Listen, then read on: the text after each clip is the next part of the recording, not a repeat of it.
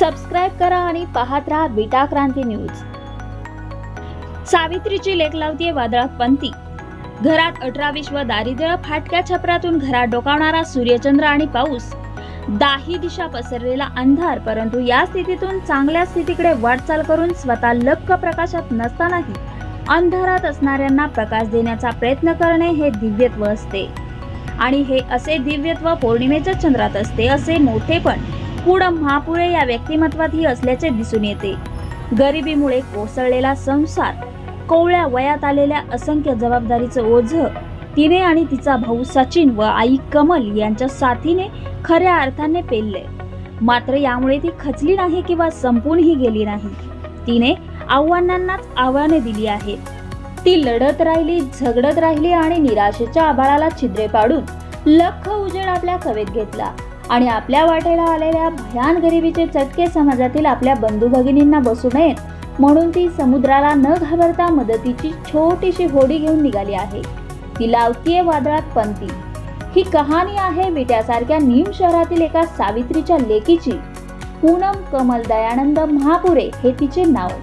10 डिसेंबर 2019 ला स्थापना केलेल्या सरस्वती बहुउद्देशीय संस्थेच्या मार्फत पूनम आणि सचिन या भावंडांनी आजवर अनेकांच्या चेहऱ्यावर हास्य फुलवले आहे। कडाक्याच्या थंडीत राबणाऱ्या ऊसतोड कामगारांना थेट ऊसाच्या फळात जात ब्लँकेट वाटप करत मायेचा उबदार स्पर्श दिलाय। तोंडोली येथील जिल्हा परिषद शाळेतील मुलांसाठी जलशुद्धीकरणाचे उपकरण प्रदान करून त्यांचे आरोग्य मजबूत केले। गौरी गणपती सजावट स्पर्धा आयोजित करून महिलांच्या कला कौशल्य प्रतिभाशक्तीला वाव दिलाय। आणि आता क्रांतीज्योती सावित्रीबाई फुले यांच्या जयंतीचे औचित्य साधून यशवंतराव चव्हाण प्राथमिक विद्या मंदिर शाळा नंबर 1 येथे मुलांना शालोपयोगी वस्तूंचे वाटप केले। या आणि असंख्य गोष्टी ती करतीये पदरमोड करून।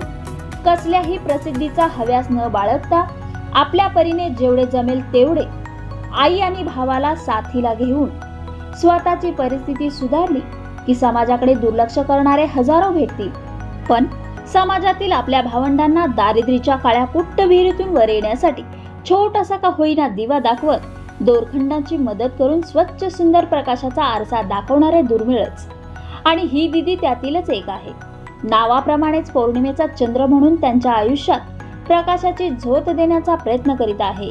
आपली लेक म्हणून, एक बहीण म्हणून आपण विटेकरांनी तिला कौतुकाची थाप तरी दिली पाहिजे, तिच्या पंखात बळ दिले पाहिजे। मग बघा, ती व्यापून टाकेल अवघं आकाश। आपल्या गगनभरारीने सामाजिक बांधिलकी जपत समाजातील उपेक्षितांसाठी काहीतरी करण्याचा संदेश देत। बातमी संकलन आणि छायाचित्रण विवेकानंद कुंभार, क्रांती न्यूज, विटा।